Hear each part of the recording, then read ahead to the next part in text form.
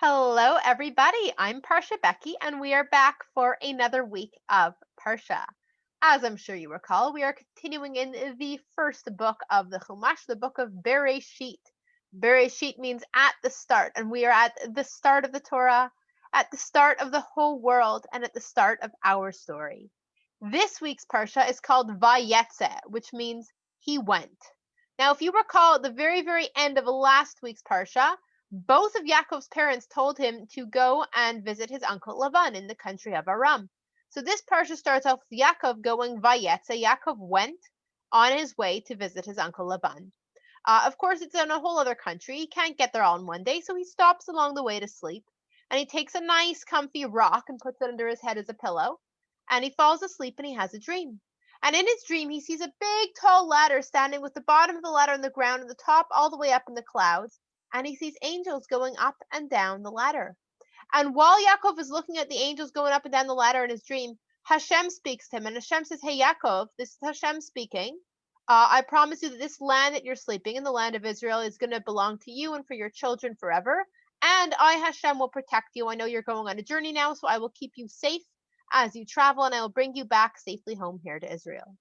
When Yaakov wakes up, he says, "Wow, this place is so cool. Hashem spoke to me in my dream here. This place, I'm going to name it Beit El, which means Hashem's house." And he's prays to Hashem and he says, "Hey, Hashem, I promise that if you keep me safe, like you said, then when I come back here on my way home, if you bring me home safely, I will worship Hashem right here in this same spot, and I will always believe in Hashem." And Yaakov continues on his way to Aram. He stops outside Lavan's city at a well of water, and there's a bunch of guys there trying to get water for their sheep. And he says, "Hey, do any of you know a guy named Lavan?" And they say, "Yeah, we know Lavan. In fact, that's his daughter Rachel over there coming with Lavan's sheep." So Yaakov gives water to Rachel's sheep, and he introduces himself to her. She takes him home.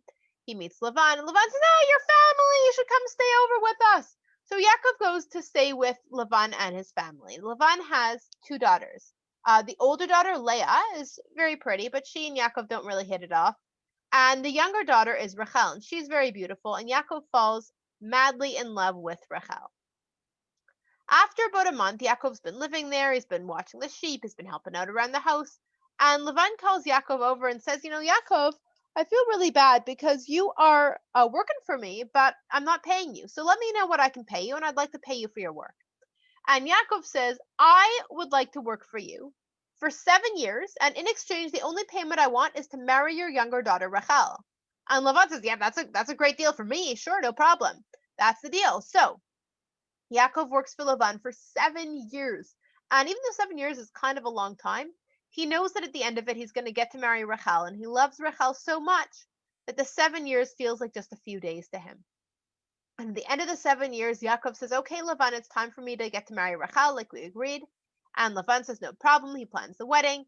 And they have the wedding, and Yaakov is standing there under the chuppah, and there's the girl in the white dress and the veil walks up to him, and they get married, and they go home.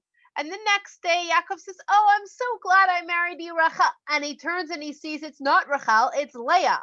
And he says, "Leah, what are you doing here?" And Yaakov goes over to Lavan. He says, "Hey, Lavan, I'm really mad at you. We agreed that I was supposed to marry Rachel, so why did you trick me into marrying Leah instead?" And Laban says, "Oh, yeah, I can explain that. See, I never told you, but we have a custom here where I live that the younger daughter is not allowed to get married until the older daughter gets married. So Leah's older. She wasn't married. Obviously, you had to marry Leah first." And Yaakov's like, "No, not obviously. I'm in love with Rachel. I still want to marry Rachel. How do we fix this?" Laban says, "No problem. Wait a week so you don't hurt Leah's feelings, and then next week I'll let you marry Rachel also. You'll be married to both of them. And in exchange, you only have to work for me for another 7 years." Yaakov's like, "Yeah, that really sounds like not so fair. But if it's the only way I can marry Rachel, then I guess I'll do it." So he waits a week. The next week, they have another wedding. He stands under the chuppah. The girl comes up in the white dress and the white veil.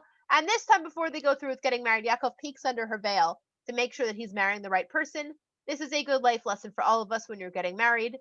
Make sure that you see the person's face before you have the wedding so you know that you're marrying the right person, marrying who you think you're marrying. And so he checks that it's Rachel. They get married. They go home. Lavan gives wedding presents to both his daughters, Rachel and Leah. He gives Leah a girl named Zilpah to work for her, and he gives Rachel a girl named Bilhah to work for her. So Yaakov is married to both Rachel and Leah. He loves Rachel more. But Leah starts having babies. Rachel is not able to have babies right now. Leah has a baby and she names him Reuven because Ra'ah in Hebrew means see. And she says, Hashem sees that I'm kind of sad and lonely because Yaakov likes Rachel better than me. So Hashem gave me this baby to keep me company. Thanks. And then Leah has a second baby and she names the baby Shimon. And she says, because Shema means hear. And she says, Hashem hears that I'm still really not happy because Yaakov likes Rachel better than me. So Hashem gave me this baby Shimon. And then Leah has a third baby, and she names the baby Levi, which means closeness, because she says, oh, now Yaakov's going to become really close with me, because we're raising three babies together. And then Leah has a fourth baby, and she names him Yehuda, because the word Todah means thank you. And she says, I really want to say thank you to Hashem for giving me four very healthy babies. So she names him Yehuda. And at this point, Rachel is getting jealous, and Rachel says, hey, Yaakov, I want kids too. Give me a baby too. And Yaakov's like, excuse me, Rachel, I'm not God. I'm not in charge of whether or not somebody's able to have a baby. I'm sorry, but I don't really know what to do to help you. And Rachel says, okay, then, fine. Marry Bilhah, who works for me, so she can have some kids for me. And Yaakov's like, seriously, I'm already married to two people? And Rachel's like, come on, please. So Yaakov's like, okay, fine. He marries Bilhah. Now he's married to three people. And Bilhah has a baby. And Rachel names Bilhah's baby Dan, which means judge, because she says, Hashem judged me as doing the right thing for telling Yaakov to marry Bilhah. And the proof is we got this baby out of it. And then Bilhah has a second baby. And Rachel names the second baby Naphtali, which means contest. Because Rachel says, this is totally a contest between me and my sister, and I'm going to win. And Leah says, hey, Yaakov, at this point, Leah says, hey, Yaakov, if you're going to marry Bilhah, who works for Rachel, then you have to also marry Zilpah, who works for me. Otherwise, it's not fair. And Yaakov's like, come on, Leah, I'm already married to three people. What more do you want from me? And Leah's like, no, you have to be fair. You got to be fair about it. So Yaakov's like, okay, fine. And he marries Zilpah. Now he's married to four people. And Zilpah has a baby. And Leah names Zilpah's baby Gad, which means lucky. Because she's like, I'm so lucky. I get to take care of all these babies. And then Zilpah has a second baby. And Leah names Zilpah's second baby Asher, which means compliments.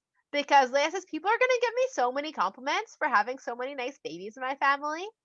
And around this point in time, Leah's oldest kid, Reuven, he's becoming a kid. He goes outside, he picks some flowers, and he brings the flowers home to give to Leah. And Rachel says, I want those flowers. Give me your flowers. And Leah says, no, they're mine. My kid gave them to me. You can't have my flowers unless if you have something to trade me for them. And Rachel's like, okay, actually, I know what I can trade you for those flowers. I was supposed to have a date with Yaakov tonight, but if you give me the flowers, you can have the date with Yaakov. And Leah's like, yeah, actually, I really want a date with Yaakov because he likes you better than me, so he always goes on dates with you and not with me. So Leah gives Rachel the flowers. Rachel gets the flowers, and when Yaakov comes home from work that day, Leah says, guess what, Yaakov? We made a trade, date nights with me tonight because I bought you from Rachel with my son's flowers. And Yaakov's like, wow, that's a really rude way to talk about a person. But okay, I guess we're going on a date tonight. So they get to have their date night. And now Leah has a fifth baby. And she names her fifth baby Yisachar because Sachar means reward. And she says, this baby is a reward for Hashem for being so nice and letting Yaakov marry Zilpah also. And then Leah has a sixth baby, and she names her baby Zivulun, which means treasure, because I'm such a treasure for having so many wonderful babies. I'm a treasure. And then Leah has a seventh baby, and this time it's a girl baby. This is their first daughter, and she names her daughter Dina. And then finally, Rachel has a baby, and Rachel names her baby Yosef, which means more, because she says, I want more babies, please, more kids. And at this point, Yaakov has now worked for Lavan for the full 14 years that they agreed. 7 years for marrying Leah, another 7 years for marrying Rachel. And Yaakov goes to Lavan. He says, okay, my time is up. It's time for me to go home with my family now. And Lavan says, no, stay, please, don't go. Lavan says, I noticed that Hashem really likes you and Hashem is making good things happen to my sheep because you're watching them. So please stay. And Yaakov's like, listen, I've got a family now. Like I have to support my own family. I need to earn some money to support my family. And Lavan says, I will pay you whatever you want. Just stay. And Yaakov's like, okay, how about this? I'll keep watching your sheep for a few years. And my payment will be I get all the spotted polka dotted sheep and you get all the plain white sheep. And Lavan says, yes, that's a totally fair arrangement. Let's do that. And then when Yaakov isn't looking, Lavan goes and hides all his spotted polka dotted sheep so Yaakov can't have them. But don't worry, Yaakov has a plan, and Hashem is helping Yaakov. And Yaakov knows a lot about sheep. And Yaakov uses his scientific sheep expertise to, with Hashem's help, he arranges to make sure that all the strongest, healthiest sheep have polka dotted sheep babies. And all the weak, scrawny little sheep have plain white sheep babies. So, using his sheep science knowledge, Yaakov arranges to get the nicest flock of sheep, lots of big, strong, healthy, polka dotted sheep, and Lavan only gets the leftovers. And Yaakov gets very rich like this on his spotted polka dotted sheep, and Lavan and his kids are starting to get like not so happy about Yaakov. And finally, Hashem says, "Okay, Yaakov, this is it. It's time for you to go back home to Israel." So Yaakov gets his whole family together. He tells them what he's thinking, and they are like, "Yeah, we totally want to go back home with you to Israel.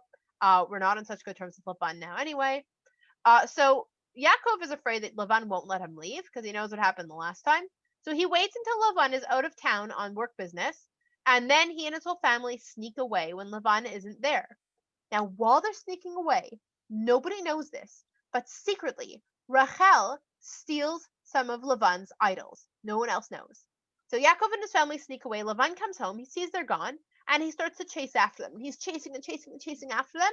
He's chasing after them for 3 days. And at the end of 3 days, he catches up, and yet Lavan says, "Hey, Yaakov, I'm really mad at you. That was really rude of you. It was really mean of you to run away like that, Yaakov. Why didn't you even let me say goodbye to my own children and grandchildren? You could have let me kiss them goodbye. And Lavan says, if you told me you were leaving, I would have thrown you the best goodbye party ever. There would have been music and dancing and catered food, and it would have been the party of the century. But you missed out on the party because you didn't tell me you were leaving." And also, Lavan says, like, "Okay, maybe you were homesick and you wanted to go running home to your mommy and daddy. But why did you steal my idols?" Now, Yaakov doesn't know about the stolen idols. Only Rachel knows. So Yaakov says, "First of all, I ran away because I was afraid that you weren't going to let me leave if you knew I was leaving. But second of all, I never stole anything from you. How dare you accuse me of stealing? If you want, you can look through all my stuff. You're not going to find anything of yours." And Lavan says, "Okay, I will go looking." And Laban looks through all of Yaakov's stuff and he doesn't find the idols. And he looks through all of Leah's stuff and he doesn't find the idols.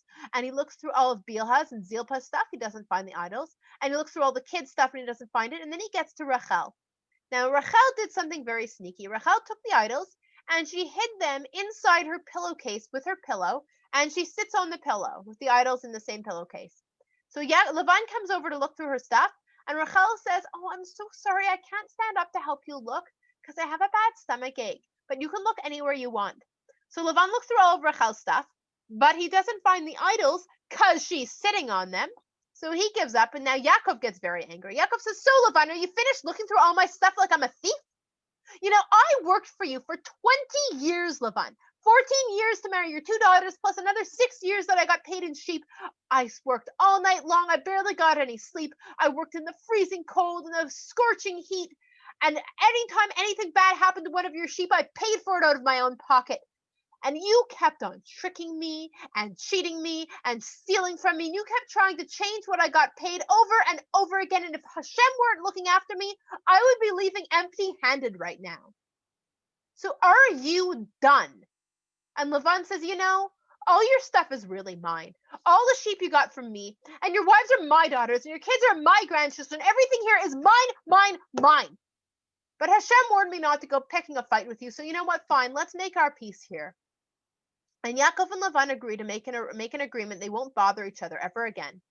And they build a pile of rocks together, and they say, "This pile of rocks is going to be our boundary. Neither of us is going to cross this pile of rocks. Lavan's going to go back home to his country of Aram on this side of the pile of rocks. He's never going to cross it to bother Yaakov.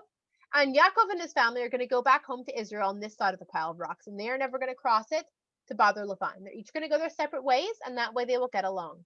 So they build the pile of rocks, and they eat a meal together, and they shake hands, and Lavan kisses his daughters and his grandchildren goodbye, and then Lavan goes home to Aram, and Yaakov and his family continue on their way back home to Israel. And that is the end of Parshat Vayetzei. Shabbat Shalom.